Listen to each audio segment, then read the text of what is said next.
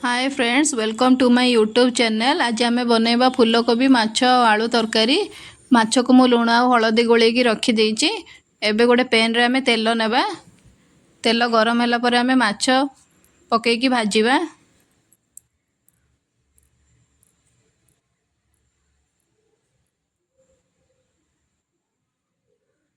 एबे मु फूलकोबी और आलू को छोट छोट पीस करी काटी देइची।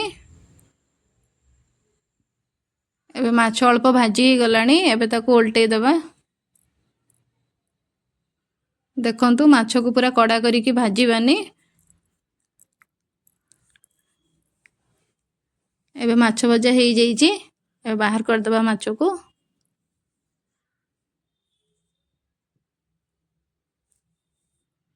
माछ तरकारी आपण माने सोरिष तेल यूज करेंगे। सोरिष तेलटा पकेले भल लगे।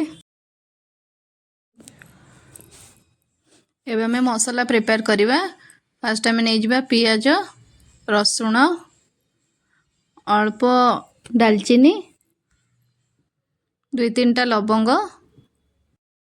एबे पकेबा 2टी अलैच, अल्प जीरा। एबे मसला को हमें बाटी दबा। माछ भाजी तेल रे हमें फूलकोबी और आलू को भाजीबा। अल्प लुण,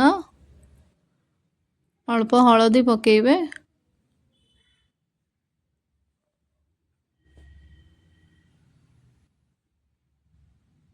फूलकोबी आलू अल्प भाजी होला परे आमे गोटे प्लेट रे बाहर कर दबा।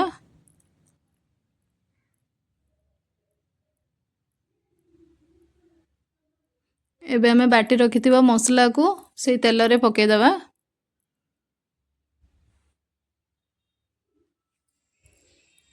एबे हमें पकेबा लुण, हलदी, लंका गुंड, अल्प चीनी। भल कि हमें मसला को मिक्स कर दबा।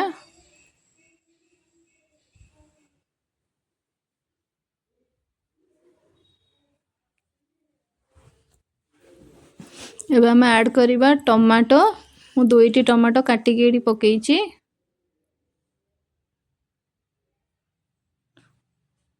अल्प चिकन मसला।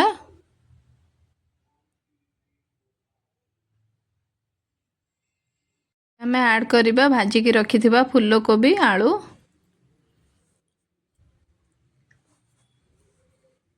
एबे हमें पानी दे दबा। पानी रे फूलकोबी और आलू अल्प सिझिला परे हमें सेथरे ऐड करिबा माछ। फूलकोबी आलू सिझिबा पे अल्प समय पाई घोड़े दबा। 5 मिनिट फूलकोबी आलू सिझिला परे हमें सेथरे ऐड करिबा माछ।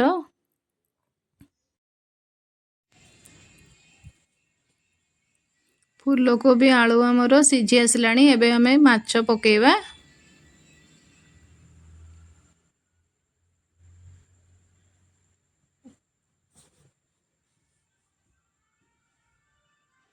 माछ अल्प समय फुटला परे आमे सेतिरे धनिया पत्र पकेबा। एबे हमरो हेई गला माछ फूलकोबी आलू तरकारी।